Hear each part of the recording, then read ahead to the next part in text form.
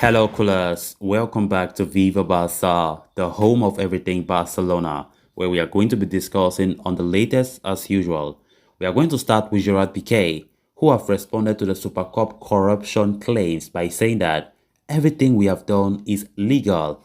We are going to be discussing much on that as we progress. Secondly, talking about President Joan Laporta, who is currently on hot seat as there was a lot of protests yesterday outside the Camp Nou. Of course, the protesters were shouting, Barca yes, Laporta no. We are going to be discussing on that as well. So guys, as we get right into those stories in much detail, please do well to subscribe to the channel if you haven't, give the video a like, and make sure to watch the video right up to the very end. Barcelona defender Gerard Pique has pressed that whatever was done to organize the Supercopa de España in Saudi Arabia as well within the legal boundaries, and that he helped the Spanish Football Federation earn 40 million euros out of that deal. A report from El Confidencial last night, which I did spoke about it in my previous episode, made a sensational revelation that Pique, alongside the president of the Spanish Football Federation, Luis Rubiales, signed a contract that guaranteed them as much as 40 million euros for each edition of the Supercopa held in Saudi Arabia. Of those 40 million euros, Pique's company, Cosmos, would pocket 4 million euros per tournament from the Saudi organizers after helping the Spanish Football Federation broker a 6-year agreement. In an audio that was released yesterday, it was heard that the money would be divided between the teams, while the federation would earn somewhere around 6 million euros from it. Reacting to the claims that he could be caught in the suspicious of corruption, Piqué said that he will in fact explain his role in that operation. He said, "Everything we have done is legal. I'm going to expose my part in that conflict of interest. I want to show my face because I have nothing to hide. I am proud of what we do at Cosmos," he said during his Twitch stream on Monday. Piqué added that Saudi Arabia wasn't the only option that was considered, with the United States and this year's FIFA World Cup venue Qatar were also kept in the pipeline. He said, "We wanted to change the format of the competition, but make it more interesting for the viewer. That was repercussions on income. The president, Luis Rubiales, really liked that idea," Piqué added. Saudi Arabia was not the only option. The United States and Qatar were on the table. In the end, they decided to go to Saudi Arabia. Speaking of the commission, he added that it is only natural to have somewhere between 10 to 15% of the revenue, especially since he helped them earn 40 million euros from it. He said, "The commission, in the world that we live in, is relatively normal. It moved between 10 and 15%, and we believe that it was in line with what agencies charge for carrying out this type of management. The commission is in line with the market. I brought in, an opportunity for the REFEF, talking about the Spanish Football Federation, before changing the format. They earned 120,000 euros for that competition. After the movement, they earned 40 million euros, he added. Officially, we collect the commission directly from the Saudi Arabian government. In no case do we collect anything from the REFEF. 4 million euros, that is 10% of the 40 million euros of the agreement. I don't have any commercial agreement with the Spanish Football Federation, the REFEF. Lastly, Piqué also said that the audio was leaked with a bad intention in the first place, as his only aim was to provide a better formula.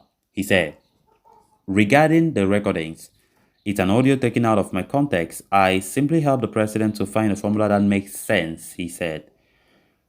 Piqué concluded, "Since the relationship with Rubiales from my time as a player with the national team, I understood that there was the confidence to start those negotiations. I do not regret it because we have done a very good job. Nothing wrong has been done, morally or legally." Then on to the next story of discussion. Joan Laporta's second spell as the Barcelona president has been a particularly difficult one for Barca. The 59-year-old was elected to, pull the club out of massive financial trouble, which was coupled with underwhelming performances on the pitch.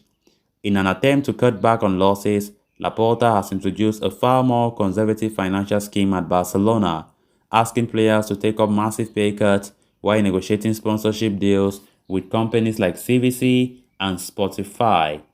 The sponsorship deal with Spotify had caused quite a controversy as the Barcelona stadium is set to be renamed Spotify Camp Nou next season, causing a furor among the fans who have been recently, stopped protesting outside the stadium. In a video shared by Moises Lawrence on Twitter, it is revealed that Barcelona fans are actively in protest against Laporta just outside the Camp Nou. The animosity between the Barcelona president and fans appeared to have grown in the aftermath of the club's shocking 3-2 defeat at the hands of Eintracht Frankfurt. It was a disappointing display from Barca, who were unable to keep up with Frankfurt's intensity for a large part of that game. But on a far more embarrassing note, the whole stadium was almost taken over by the visiting Frankfurt supporters. Some reports have estimated a total of 30,000 Frankfurt fans being present inside the Camp Nou on Thursday, which has raised question marks over the management of Laporta in particular.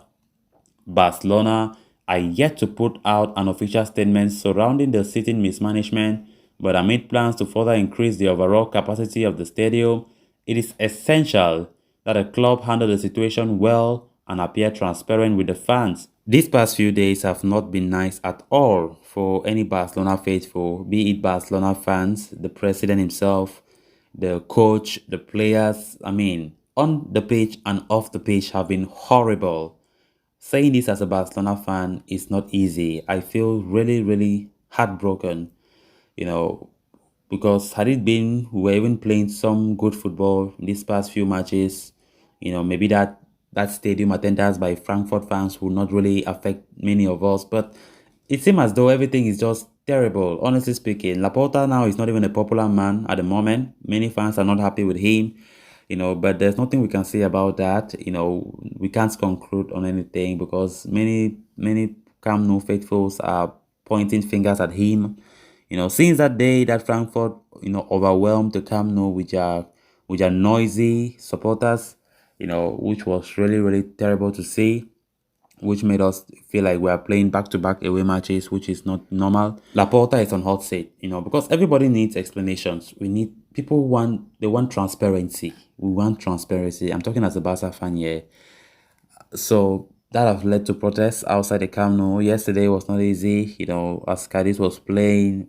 The outside stadium was also protesting about that Thursday ticketing scandal. People want transparency, which is very important. And yesterday, if you take note, the animation behind the pole, there was nobody there. They had to protest by not attending the game. And of course, those are always the highest noisemakers when it comes to our supporters. And that was really, really, really significant in yesterday's game. But nonetheless, Barca played a very poor game against Cadiz, so I'm not making any excuses on that. So we hope everything comes back normal and the president explain why the situation was the way it was. That's what most Barca fans want to hear. And we hope for better results because recently we have not been playing good football. We hope Xavi try to encourage the team and they should have a strong mentality to win games like how they were doing in the past few weeks because they're not emulating those performances again. I don't know what is happening. Is it because Pedri is not there? I don't know. It's terrible. So coolers, with that, we have come to an end of this episode. Thanks a lot for watching. Hope you did enjoy the video and also hope you did subscribe. If you haven't, please endeavor to do so you always stay in touch with the latest on FC Barcelona here on Viva Barca. Until next time, bye-bye.